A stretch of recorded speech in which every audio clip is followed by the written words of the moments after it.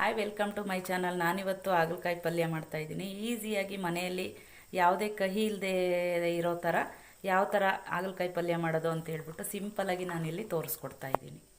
Friends, ನಾನಿಲ್ಲಿ ಹಾಗಲಕಾಯಿ ಪಲ್ಯಕ್ಕೆ ನಾನಿಲ್ಲಿ ಈರುಳ್ಳಿ, ಬೆಳ್ಳುಳ್ಳಿನ ಜಜ್ಜಿಟ್ಕೊಂಡಿದ್ದೀನಿ. ಒಂದು ಟೊಮೊಟೊ, ಒಂದು 4 ಹಸಿರು ಮೆಣಸಿನ್ಕಾಯಿ, ಕೊತ್ತಂಬರಿ ಸೊಪ್ಪು ಮತ್ತು ಕರಿಬೇವಿನ ಸೊಪ್ಪು ತೊಗೊಂಡಿದ್ದೀನಿ. ಮತ್ತು ಅದ್ರ ಜೊತೆಗೆ ನಾನಿಲ್ಲಿ ಕಡಲೆಕಾಳನ್ನ ರಾತ್ರಿ ನೆನೆಸ್ಬಿಟ್ಟು ಬೇಯಿಸಿ ಇಟ್ಕೊಂಡಿದ್ದೀನಿ. ಇದೊಂಥರ ಟೇಸ್ಟ್ ಚೆನ್ನಾಗಿ ಕೊಡುತ್ತೆ ಅನ್ನೋದಕ್ಕೋಸ್ಕರ ನಾನಿಲ್ಲಿ ಕಡಲೆಕಾಳನ್ನ ಬೇಯಿಸಿಟ್ಕೊಂಡಿದ್ದೀನಿ. ಮತ್ತು ಒಂದು ಅರ್ಧ kg ನಾನಿಲ್ಲಿ ಹಾಗಲಕಾಯಿನ ತೊಗೊಂಡಿದ್ದೀನಿ. ಅದೇ ಥರ ನಾನಿಲ್ಲಿ ಖಾರದ ಪುಡಿ, ಧನಿಯಾ ಪುಡಿ 1 ಸ್ಪೂನ್ ತೊಗೊಂಡಿದ್ದೀನಿ. ಸ್ವಲ್ಪ ಅರಿಶಿನ, ಸ್ವಲ್ಪ ರುಚಿಗೆ ತಕ್ಕಷ್ಟು ಉಪ್ಪನ್ನು ತೊಗೊಂಡಿದ್ದೀನಿ.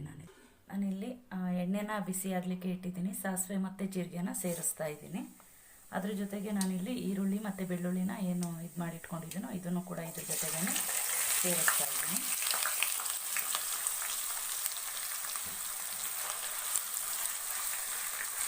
ಕರಿಬೇವನ್ನು ಇದ್ರ ಜೊತೆಗೇ ಸೇರಿಸ್ತಾ ಇದ್ದೀನಿ ನಾನಿಲ್ಲಿ.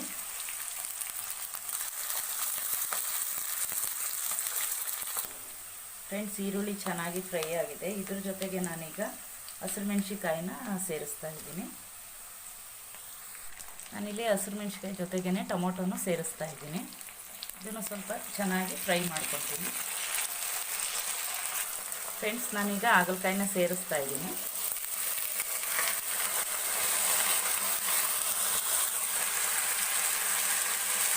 ನಾನಿಲ್ಲಿ ಹಾಗಲಕಾಯಿನ ಚೆನ್ನಾಗಿ ಎಣ್ಣೆಲೇ ಫ್ರೈ ಮಾಡ್ತೀನಿ ಒಂದು 5 ನಿಮಿಷ. ಎಷ್ಟು ನಾವು ಎಣ್ಣೆಲಿ ಫ್ರೈ ಮಾಡ್ತೀವೋ ಅಷ್ಟು ಅದರಲ್ಲಿರೋವಂಥ ಕಹಿ ಅಂಶ ಹೋಗುತ್ತೆ. ತಿನ್ನಬೇಕಾದ್ರೆ ಕಹಿ ಬರಲ್ಲ. ಬೆಲ್ಲ ಮತ್ತು ಸಕ್ಕರೆನ ಹಾಕುವಂಥ ಅವಶ್ಯಕತೆ ಇರಲ್ಲ. ಹಂಗಾಗಿ ನಾನಿಲ್ಲಿ ಎಣ್ಣೆಲೇ ತುಂಬ ಟೈಮ್ ಬೇಯಿಸ್ತೀನಿ ಇದನ್ನು. ಈ ಥರ ಎಣ್ಣೆಯಲ್ಲೇ ನೀವು ತುಂಬ ಟೈಮ್ ಫ್ರೈ ಮಾಡಿ, ತುಂಬ ಚೆನ್ನಾಗಿರುತ್ತೆ. ಟೇಸ್ಟ್ ಕೂಡ ಚೆನ್ನಾಗಿ ಬರುತ್ತೆ ಮತ್ತು ಸ್ವಲ್ಪನೂ ಕಹಿ ಇರಲ್ಲ. ಬೆಲ್ಲನ ಹಾಕಲೇಬೇಕು ಅನ್ನೋದೇನು ಇರಲ್ಲ.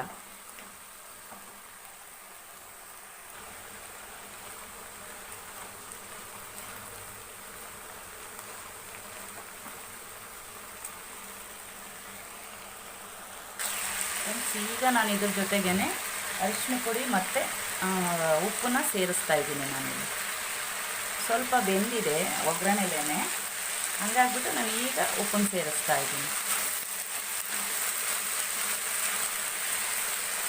ಫ್ರೆಂಡ್ಸ್, ನಾನೀಗ ಇದ್ರ ಜೊತೆಗೇ ಬೇಯಿಸಿರೋ ಅಂಥ ಕಡಲೆಕಾಳನ್ನು ಸೇರಿಸ್ತಾ ಇದ್ದೀನಿ. ಅದರಲ್ಲಿ ಏನು ಸ್ವಲ್ಪ ನೀರಿದೆಯೋ ಅದನ್ನು ಕೂಡ ನಾನು ಇದ್ರ ಜೊತೆಗೆ ಸೇರಿಸ್ತಾ ಇದ್ದೀನಿ.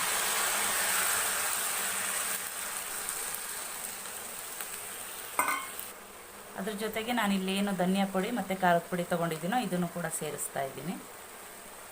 ಚೆನ್ನಾಗಿ ಮಿಕ್ಸ್ ಮಾಡ್ತೀನಿ. ನೋಡೋಕ್ಕೆ ತುಂಬ ಸಕ್ಕತ್ತಾಗಿ ಕಾಣ್ತಾ ಇದೆ. ಈಗ ಕಡಲೆಕಾಳು ಹಾಕಿ ಮಾಡೋದ್ರಿಂದ ತುಂಬ ಟೇಸ್ಟಿಯಾಗಿರುತ್ತೆ. ನಾನಿಲ್ಲಿ ಕಡಲೆಕಾಳು ಬೇಯಿಸ್ಬೇಕಾದ್ರೇ ಉಪ್ಪನ್ನು ಸೇರಿಸ್ತಾ ಇದ್ದೀನಿ. ಈ ಥರ ಮಾಡೋದ್ರಿಂದ ಕಹಿ ಇರಲ್ಲ. ಇದರಲ್ಲಿ ತಿನ್ಲಿಕ್ಕೆ ತುಂಬ ಚೆನ್ನಾಗಿರುತ್ತೆ. ಇದನ್ನು ಈಗ ಒಂದು 5 ನಿಮಿಷ ನಾನು ಕ್ಲೋಸ್ ಮಾಡಿ ಬೇಯಿಸ್ತೀನಿ. ಫ್ರೆಂಡ್ಸ್, ಇದ್ರ ಜೊತೆಗೆ ನಾನಿಲ್ಲಿ ಕೊತ್ತಂಬರಿ ಸೊಪ್ಪನ್ನು ಸೇರಿಸ್ತಾ ಇದ್ದೀನಿ.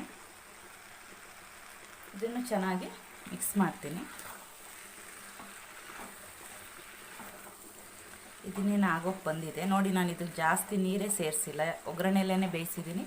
ಮತ್ತು ಏನು ಕಡಲೆಕಾಳನ್ನ ನಾನು ಬೇಯಿಸ್ಕೊಂಡಿದ್ದೀನೋ ಅಷ್ಟೇ ನೀರು ಹಾಕಿದ್ದೀನಿ. ಕಡಲೆಕಾಳು ಬೇಯಲಿಕ್ಕೆ ಎಷ್ಟು ನೀರು ಬೇಕೋ ಅಷ್ಟು ಮಾತ್ರ ನಾನು ಹಾಕಿದ್ದೆ ಇಲ್ಲಿ. ಅದೇ ನೀರಲ್ಲೇ ನಾನಿಲ್ಲಿ ಬೇಯಿಸಿದ್ದೀನಿ. ಇದನ್ನೇನು ಆಗೋಕ್ಕೆ ಬಂದಿದೆ. ಇನ್ನು 2 ನಿಮಿಷಕ್ಕೆ ಇದು ರೆಡಿ ಆಗುತ್ತೆ. ಲಾಸ್ಟಲ್ಲಿ ನಾನಿಲ್ಲಿ ಕೊತ್ತಂಬರಿ ಸೊಪ್ಪು ಕಾಯಿ ತುರಿನ ಸೇರಿಸ್ತಾ ಇದ್ದೀನಿ. ಚೆನ್ನಾಗಿ ಮಿಕ್ಸ್ ಮಾಡ್ತೀನಿ.